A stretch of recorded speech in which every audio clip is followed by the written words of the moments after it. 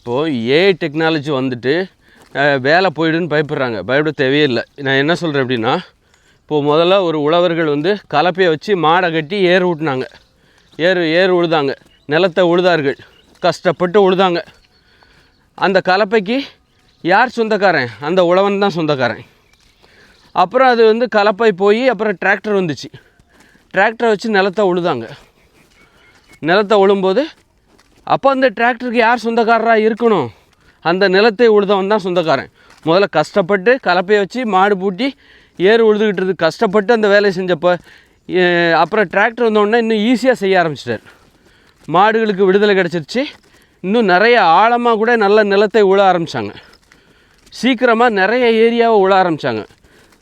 களைப்பும் இல்லை, உட்காந்துக்கிட்டே அவர் வேலை பார்க்குறாரு. அப்போது அந்த உழவனுக்கு இந்த டெக்னாலஜி இயந்திரங்கள் வரும்போது டிராக்டர் வரும்போது அவருடைய வேலை ஈஸியாகுது. அந்த டிராக்டருக்கு யார் சொந்தக்காரன்? அந்த உழவன் தான் சொந்தக்காரன். அப்படி இருந்திருக்கணும். அதுபோல் இப்போ வந்து அவர் இப்போ வந்து ஏஐ டெக்னாலஜி வந்துருச்சு. ஏஐ டெக்னாலஜி வந்தோடனே டிராக்டரை இவர் ஓட்ட வேண்டிய அவசியமே இல்லை, அதுவாகவே ஓட்டுது. இவர் வெளியில் இன்னும் வேடிக்கை பார்த்தா போதும். அதில் வீட்டிலே கூட இருந்துக்கலாம். அதுவாக போய் நிலத்தில் இறங்கி உழுதுட்டு வந்துடும். ஆனால் அந்த டிராக்டருக்கு யார் சொந்தக்காரராக இருக்கணும்? அந்த உழவன் தான் சொந்தக்காரன்.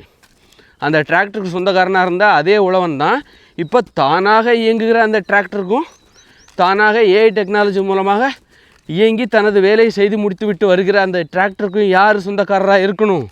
அந்த உழவன் தான். அப்படி இருக்கும்போது இங்கே வேலை இழப்பு எங்கே ஏற்படுது? அப்போது இங்கே வேலை இழப்பு எப்போ வருதுன்னா, இந்த கலப்பையை வச்சு ஏர் உழுத அந்த உழவன் அப்போ டிராக்டர் வந்தப்போ டிராக்டருக்கு மாறினான் பார்த்திங்களா? அந்த டிராக்டர் வந்து ஒரு முதலாளிக்கு சொந்தமாக இருக்குது. இவன் கூலி ஆளாக மாறிடுறான். அந்த கலப்பையை வச்சு ஏறு ஊட்டுற வரைக்கும் அந்த கலப்பைக்கு சொந்தக்காரனாக இவன் இருந்தான். அப்போ டிராக்டர் வருது. டிராக்டர் நிறைய விலை கொடுத்து வாங்கணும், இவனால் வாங்க முடியல. அப்போ அதை வாங்குகிற ஒரு முதலாளி ஒருத்தன் வர்றான். அதை வாங்கி இவனுக்கு வாடகைக்கு விடுறான். இந்த உழவனை கூலியாளாக மாற்றுறான். அப்புறம் பார்த்திங்கன்னா அப்போ இந்த உழவன் வந்து கூலியாளாக மாறுறான். அதுக்கப்புறம் இப்போ டிராக்டர் வந்து தானாகவே இயங்குகிற அந்த ஏஐ டெக்னாலஜி மூலமாக ஒரு டிராக்டர் வருது. அப்படி வரும்போது அதையும் யார் வாங்குறா? அந்த முதலாளி தான் வாங்குகிறான். அவனுக்கு ஏர் உழ தெரியாது. அப்போ டிராக்டரை ஓட்டிகிட்டு இருந்த அந்த கூலி தொழிலாளிக்கு இப்போ வேலை இல்லை. உனக்கு வேலை இல்லை, தானாகவே இயங்குகிற ஒரு டிராக்டரை நாங்கள் உருவாக்கிட்டோம், இப்போ உனக்கு வேலை இல்லை அப்படிங்கிற ஒரு நடைமுறை வந்துச்சு. அப்போது ஏஐ டெக்னாலஜி மூலமாக முதலாளிகளுக்கு எந்த பாதிப்பு இல்லை, தொழிலாளர்களுக்கு தான் எந்த பாதிப்பு. அப்போது இங்கே பிரச்சனை என்ன அப்படின்னா, ஏஐ டெக்னாலஜி கிடையாது, அதனால் நமக்கு வேலை போகலை. இந்த முதலாளித்துவம் தான் நமக்கு பிரச்சனை. அந்த டிராக்டருக்கு சொந்தக்காரனாக இருக்கிறான் பார்த்திங்களா?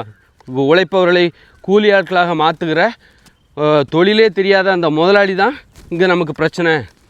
அவன் எல்லாருடைய உழைப்புக்கும் எல்லா இயந்திரங்களுக்கும் அவன் உரிமையாளராக இருக்கான்.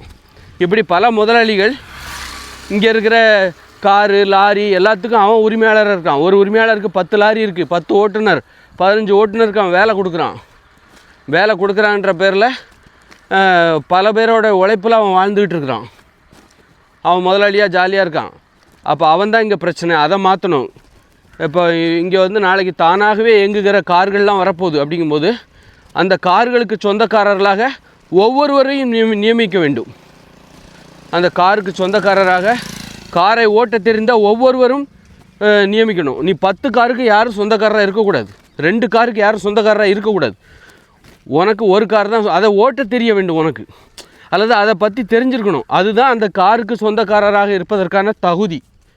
சும்மா ஒரு காரை பற்றி எதுவுமே தெரியாது வாங்கி விட்டுட்டு யாராவது ஓட்டுறவன் வருவான், அவனை கூலியாட்களாக பயன்படுத்தி சம்பாதிக்கலாம் அப்படிங்கிற நடைமுறையை ஒழிக்கணும். அதனால் ஒரு காருக்கு உரிமையாளர், ஒரு லாரிக்கு உரிமையாளர் இந்த லாரியை பற்றி தெரிஞ்சிருக்கணும்.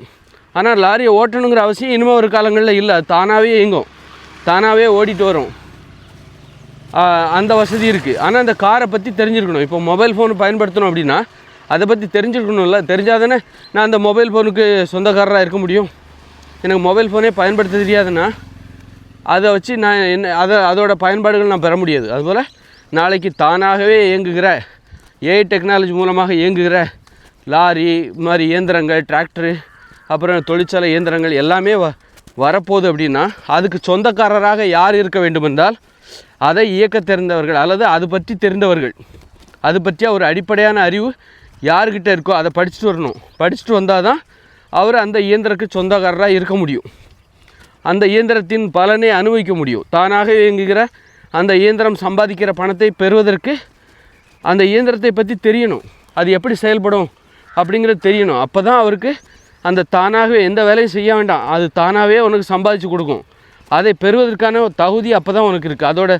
அதோட உழைப்பை, அதோட பலனை, அதன் மூலம் உற்பத்தி செய்யப்படுகிற உற்பத்தியை பெறுவதற்கு உனக்கு அப்போ தான் அந்த தகுதி, உரிமை எல்லாமே கிடைக்குது. இதுதான் தீர்வு. இதை நோக்கி போக வேண்டிய கட்டாயத்துக்கு நாம் உள்ளாக்கப்படுகிறோம். ஏன்னா இனிமேல் ஏஐ டெக்னாலஜி மூலமாக ஏகப்பட்ட வேலை இழப்புகள் வரப்போகுது. தானாகவே இயங்குகிற லாரிகள், தானாகவே இயங்குகிற கார்கள். இப்போது இந்த இந்தியாவில் பார்த்திங்கன்னா 1 கோடி லாரி இருக்கலாம், அதில் உலகம் முழுக்க 1 கோடி லாரி கூட இருக்கலாம், 1 கோடி பஸ்ஸு, 1 கோடி கார், 1 கோடி காரு, இப்படி. அப்போ எல்லாமே 1 கோடி பேர் அதை ஓட்டிக்கிட்டு இருக்காங்க, 1 கோடி வேலை வாய்ப்பு. அப்போ அவங்களுக்கெல்லாம் என்ன வேலை, மாற்று என்ன அப்படின்னா, இனிமேல் தானாகவே இயங்குகிற கார்கள் வரும்போது, தானாகவே இயங்குகிற லாரிகள் வரும்போது, தானாகவே இயங்குகிற விமானங்கள், தானாகவே இயங்குகிற கப்பல்கள் வரும்போது, அதுக்கெல்லாம் யார் உரிமையாளராக இருக்கணும்? அதை இயக்க தெரிந்தவர்கள் தான் உரிமையாளராக இருக்கணும். அப்போ ஒரு கப்பலுக்கு அதை இயக்க தெரிந்த ஒரு மாலுமி எப்படி உரிமையாளராக இருக்க முடியும் அப்படிங்கிற கேள்வி வருது. அப்படி தானே? அப்போ அதை நம்ம ஆனால் அப்போ அந்த மாலுமிகளே இல்லை, அதான் மாலுமிகளே இல்லையா, தானாக தானே இயங்குது. அப்போ அந்த கப்பலுக்கு அதெல்லாம் நம்ம யோசிக்கணும். அதாவது சாதாரண ஒரு லாரி, பஸ்ஸு, இதுக்கெல்லாம் உதாரணமாக அவங்கள உரிமையாளர் ஆக்கிடலாம். ஒரு பஸ்ஸுக்கு 2 உரிமையாளர் போடு, 2 டிரைவர் போடு, அப்போ 2 உரிமையாளர். ஒரு பஸ்ஸோட சம்பாத்தியத்தை 2 பேர் பிரிச்சுக்கலாம். அது மாதிரி கப்பலுக்கு உரிமையாளர் யார் அப்படின்னா, கப்பலில் வேலை செய்கிற அத்தனை பேரையும் அந்த கப்பலின் உரிமையாளர்கள். அந்த கப்பல் மூலமாக வருகிற வருமானத்தை அவர்கள் பெற்றுக்கொள்ள வேண்டும். அந்த கப்பலை உருவாக்குவதற்கு ஒரு முதலீடு, அது நிறுவனம். அது நிறுவனத்துக்கு 50% லாபத்தை எடுத்து வைங்க. நிறுவனத்துக்கு சொந்தமாக 50% லாபத்தை எடுத்து வைங்க. மீதி 50% லாபத்தை அந்த கப்பலில் பணிபுரிகிற 1000 பேர், இந்த கப்பலை பற்றி தெரிந்தவர்கள் 1000 பேர். ஆனால் அந்த கப்பலில் உள்ள எல்லா வேலையும் இயந்திரங்கள் செய்யும் அப்படின்னா, அந்த இயந்திரங்கள் எப்படியெல்லாம் வேலை செய்யுதுன்னு தெரிஞ்சுக்கிறாங்க பாருங்கள். ஒரு 50 பேர் படிச்சுட்டு வரணும். அதுக்கு அந்த கப்பல் எப்படி வேலை செய்யுது அப்படின்னு தெரிஞ்சுக்கிட்டு அவங்களுக்கு அந்த கப்பலின் சம்பாத்தியத்தை பிரித்து கொடுக்கணும் அப்படிங்கிறது தான். அந்த ஏஐ டெக்னாலஜி மூலமாக இனிமேல் நீ சம்பாதிப்பதற்கு என்ன தகுதி அப்படின்னா, எந்த டெக்னாலஜி மூலமாக நீ உனக்கு அந்த டெக்னாலஜி பற்றி தெரிஞ்சிருக்கணும். இப்போ கார் ஓட்டுறது அப்படின்னா, கார் ஓட்டுறதை பற்றி, அந்த கார் எப்படி செயல்படுகிறது, தானாக இயங்குகிற அந்த கார் டெக்னாலஜி எப்படி செயல்படுகிறது, அதற்கு ஒரு கல்வி. அதை நீ கற்றுக்கொண்டால் நீ ஒரு கார் வாங்கலாம். அந்த கார் தானாகவே இயங்கி உனக்கு சம்பாதிச்சு கொடுக்கும்.